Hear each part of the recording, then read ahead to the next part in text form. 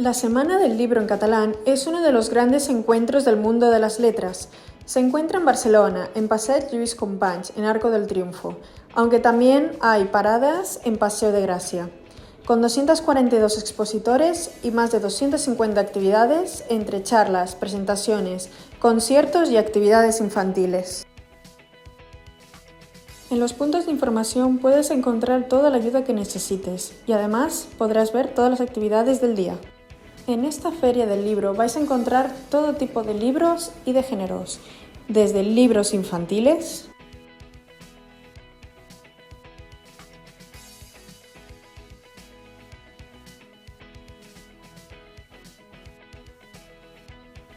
hasta las novelas más vendidas de este año.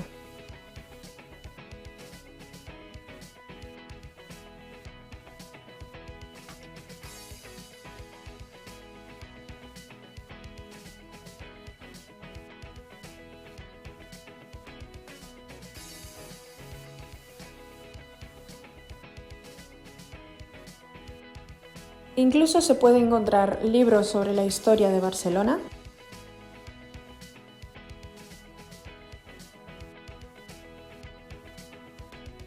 y para los que les gusta la aventura,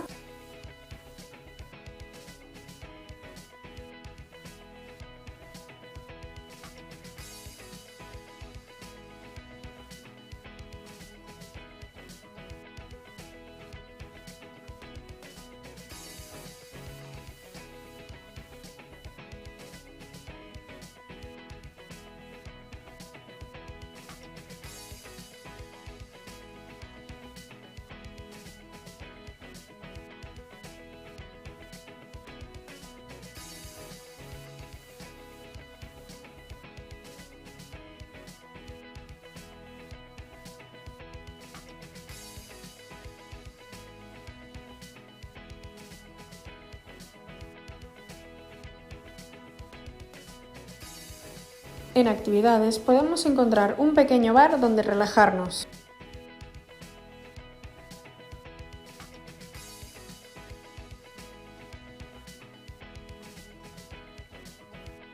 O asistir a presentaciones de libros y charlas con diferentes autores.